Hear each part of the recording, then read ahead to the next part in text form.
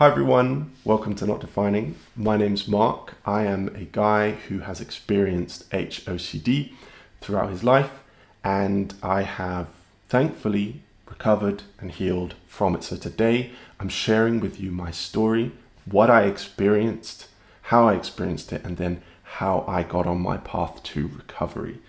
So if anybody relates to this video, then thank you for listening. Come and subscribe to our channel. I talk a lot about HOCD and other related things. I had OCD, although it wasn't diagnosed, from an early age. And when I was a child, it manifested itself in twitches. I would move my body in different ways, and there were certain materials that I had compulsions with, touching them in a certain way, and everything had to be right, and then I would move my body like this and so forth. When I do it now, I actually want to do it again. Sometimes it comes back. Anyway,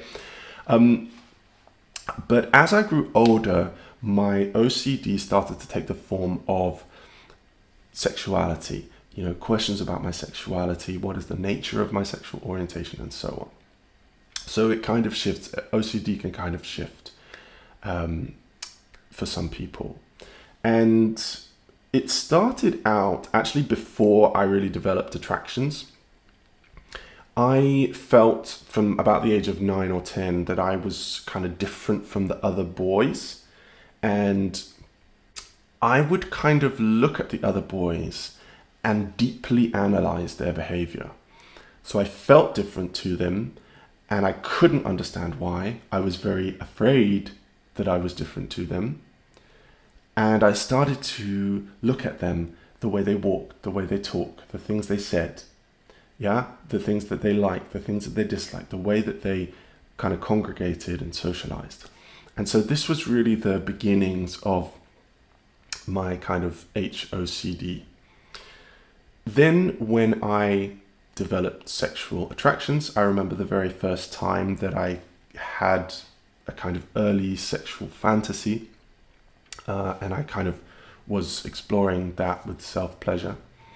And I got a panic because I didn't know whether I was thinking about a female or a male. It was kind of a strange thought. It was a generally sexual thought. But I panicked because I thought to myself, well, I'm a boy, so I'm supposed to be feeling sexually attracted to girls. But I don't know what I just got off on, Maybe it was a man. Maybe that means I'm gay. And so from the very, very start, I started to analyze my sexual attractions. What am I feeling? What am I attracted to? Who am I attracted to? What gender am I attracted to? Is it a woman? Is it a man? Is it both? Is it none? And of course, at that time, bisexuality and anything like that, I had no idea what that was. You had to be straight, otherwise you were gay, and being gay was terrible. So that's what I felt. And so I started to deeply analyze not only the behavior of other guys, but also the behavior of girls. I started to analyze whether I was attracted to guys or whether I was attracted to girls. Any feelings that I had, feelings of closeness, feelings of arousal, feelings of intimacy or affection or appreciation, I would get triggered and I would go into this episode of obsession, and the world would just disappear, and I would spiral down into this kind of cycle of, what does this mean? Am I really attracted? Was it a real attraction or was it just fake? Is it just my brain telling me I'm attracted? What do other guys feel? Like, am I the same as a straight guy, or am I the same as a gay guy, or am I something different? Like, what do other people think? Like, is it real? Is it whatever? The next thing I started obsessing about was this idea of a phase. Because people said, oh, sometimes you get same-sex feelings and it's a phase. So I was like, oh, well, maybe it's a phase. The obsessive thoughts started to come in. How long is a phase? What is a phase? How do you define a phase? Is it a phase? Is it real? All of that, yeah? And of course, I had nobody to talk to about it, because if I admitted that that's what I was feeling, then people would think I was gay and it would all be over. By the way, if you are struggling with any of this, then please come and talk to me, come and subscribe. You are not alone, okay? That's why I'm telling this story. The next thing I started doing is looking at pictures, videos, pornographic material, stuff like that, and analyzing it very, very closely. So I'd look at a picture of a woman and look at a picture of a man, and I'd be like, what's the difference? Am I attracted to one? What does that mean? Are they the same? Are they different? And this is a very common HOCD compulsion, obsessing about different kind of porn and testing out whether you're kind of aroused by one or aroused by another. And if you are, then you're like, oh, well, that must mean I'm this and I'm not that. Crazy. I then started writing things down. So every time I was attracted to a girl, I would write down how that felt, because I wanted to remember. Yeah. And all the analysis that I was doing about men and women and my attractions and masculine and feminine and all this, I would write it down. And then I would repeat what I had written down in my head, and I would try and remember it. I started getting very, very anxious in social situations if I couldn't remember what I had written down. The feeling was that I could get myself into a calm state, but if I didn't say the things over and over again in my head, then I would get into a state of panic. So I was writing. I then made some recordings, and I started recording what I had written and listening to it in my headphones over and over and over and over and over and over again. It was absolutely horrendous, as you can imagine. Then as the years went on, I got to my kind of late teens. I started to get super, super depressed. The intrusive thoughts were too much. They were taking over my life. I couldn't concentrate. I would sit for hours and hours and hours obsessing. I felt really, really hopeless. And so I got to a really, really dark place where I thought I was going to end it. Please, if anyone is struggling with suicidal thoughts, you're not alone. Come and speak to us. But I didn't quite go down that path, thank goodness. I actually resolved to try and sort it out. So I got therapy. Which was amazing. Just talking to somebody that I trusted was transformative. The second thing that helped me was that I discovered bisexuality. I discovered that bi is a really diverse and broad label that can include lots of different things. So even if your sexuality is kind of fluid, or you don't really know where it is, or you're questioning, or you're confused, or whatever, you can kind of call yourself bi, and it takes you away from this need to be straight or gay. Yeah, because HOCD is like, am I straight or am I gay? Am I straight or am I gay? I realized that I could be part of the bi community, and that identity really helped me. By the way, you can absolutely have HOCD if you are bi. You can have HOCD if you are straight. You can have it if you are gay, SOCD, sexual orientation OCD.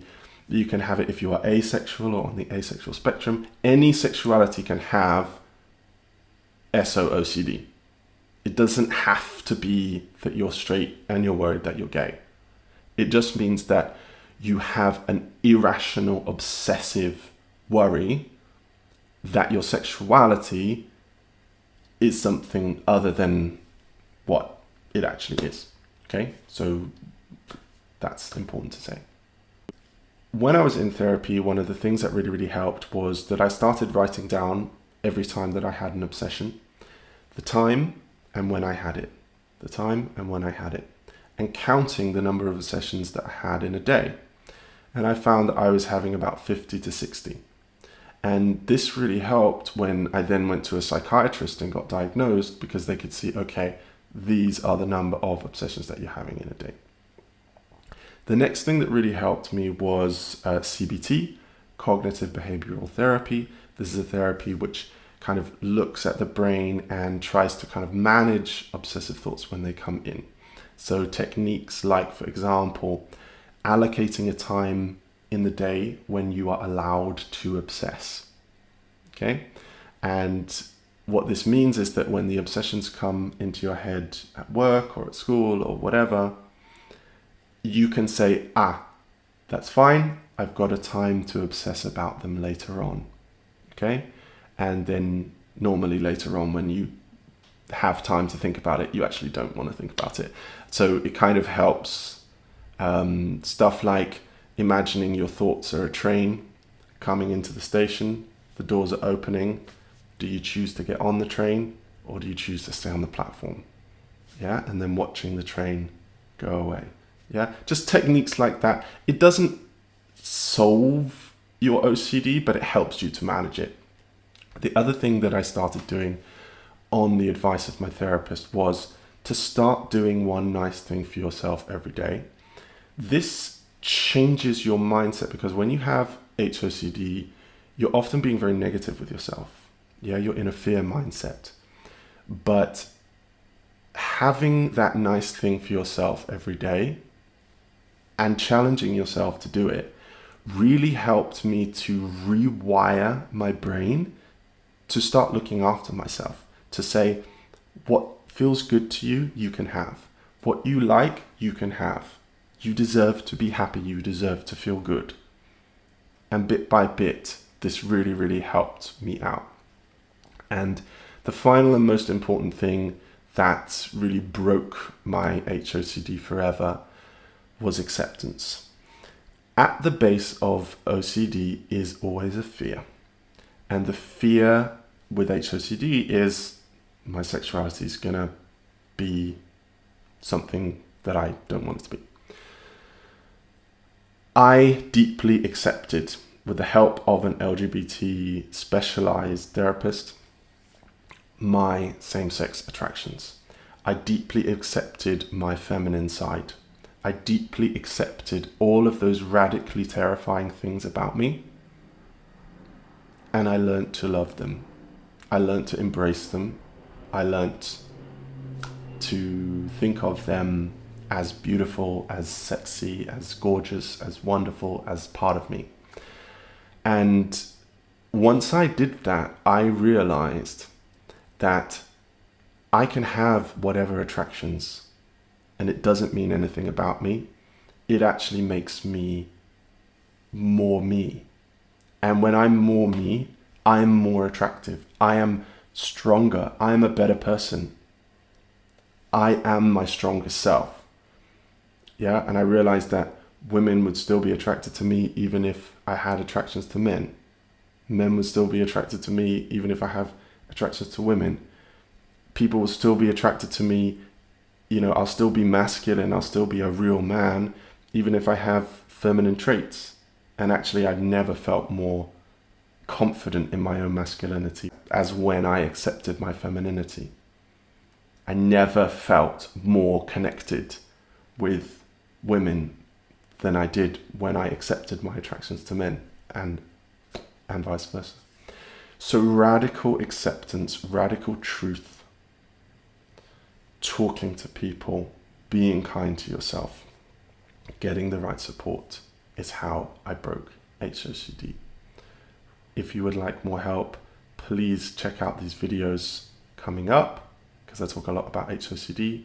Subscribe and share this if someone would benefit from it. And if you'd like some tailored support, please go to patreon.com/notdefining and you can get some coaching from me. Anyway, have a great day. Thank you for listening, and I'll speak to you again soon. Bye for now.